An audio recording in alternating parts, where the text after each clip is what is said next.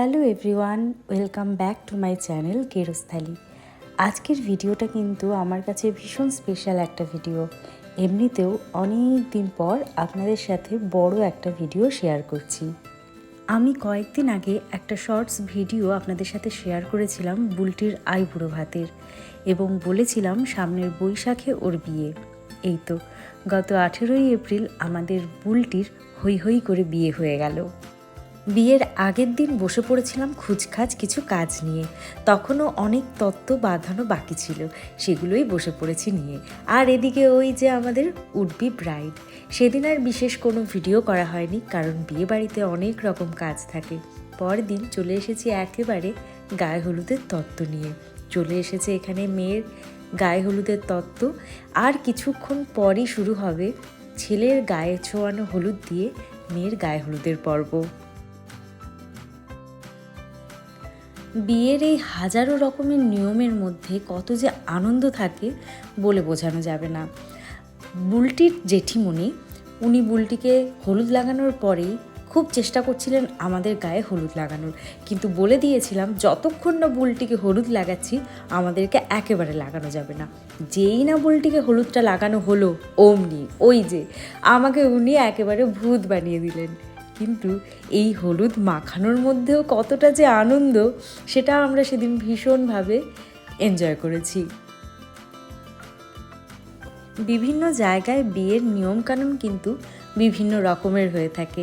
সাধারণত জল সইয়ে এনে মেয়েকে গায়ে হলুদের পর স্নান করানো হয় সেই জল দিয়ে, কিন্তু আমার শ্বশুরবাড়ির নিয়ম হচ্ছে মেয়েকে হলুদ টলুদ লাগিয়ে সবাই মিলে হই হুল্লোড় করতে করতে গ্রামেরই প্রতিষ্ঠিত পুকুরে নিয়ে গিয়ে স্নান করানো হয়।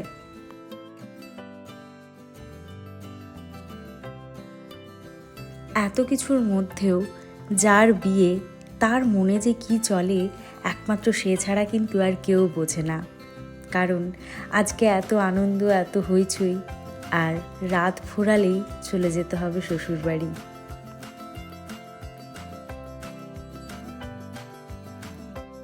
এখানকার নিয়মকানুন ফুরিয়ে গেলে মেয়েকে স্নান করে বাড়িতে নিয়ে গিয়ে আবার মামা বাড়ি থেকে দেওয়া শাড়ি তাকে পরতে হয়, আর মামিমার হাতে ফল আর মিষ্টি খেতে হয়।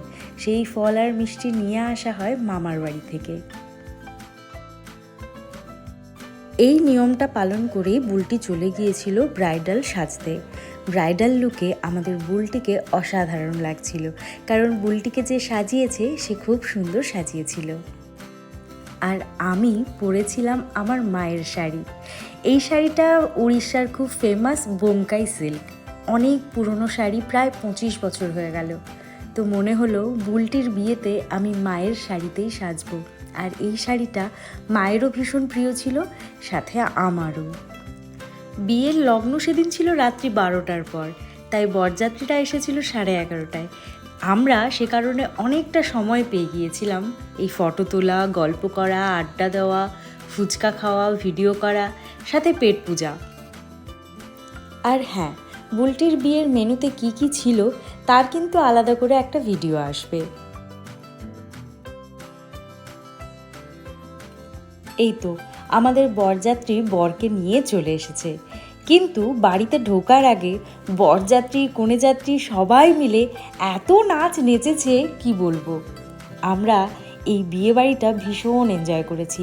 বিয়েতে যে শুধুমাত্র নিয়ম কানুন আচার অনুষ্ঠান থাকে তা কিন্তু নয়, সব কিছুটা ঠিকঠাকভাবে দেখভাল করা আর সবটা ঠিকঠাক হচ্ছে কি না সেগুলোও কিন্তু মাথায় রাখতে হয়। ওই কাজগুলো করার সাথে সাথে আমরা খুব মজাও করেছি।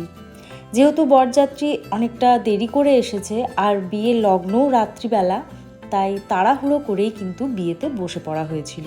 12:30টাতেই বিয়ে শুরু হয়ে গিয়েছিল।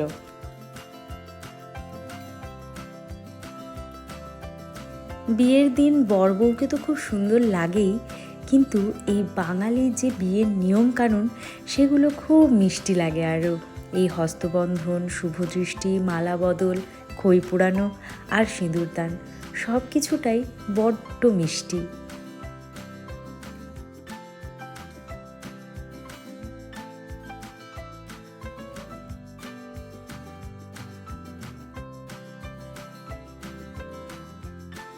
বিয়ে এবারে শেষের পথে, এবার হবে সিঁদুরদান।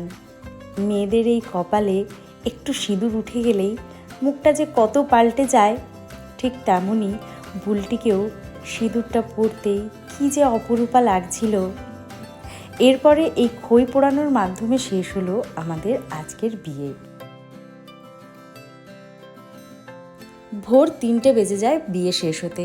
এরপর ওরা খাওয়া দাওয়া সেরে নেয়, কিন্তু এই খাওয়া দাওয়া বিয়ে সব সেরে নেওয়ার পরেও ওদের আর কিন্তু শান্তি নেই, কারণ ভোর 4টের সময়ও ক্যামেরাম্যান বলছে ফটোশ্যুট কিন্তু করতেই হবে।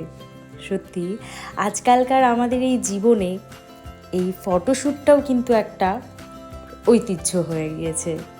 চলুন পরের ভিডিও নিয়ে আসবো বুলটির বিদায় আর রিসেপশনের ভিডিও। তাহলে আজ এটুকুই, দেখা হবে আপনাদের সাথে নতুন একটা ভিডিওতে।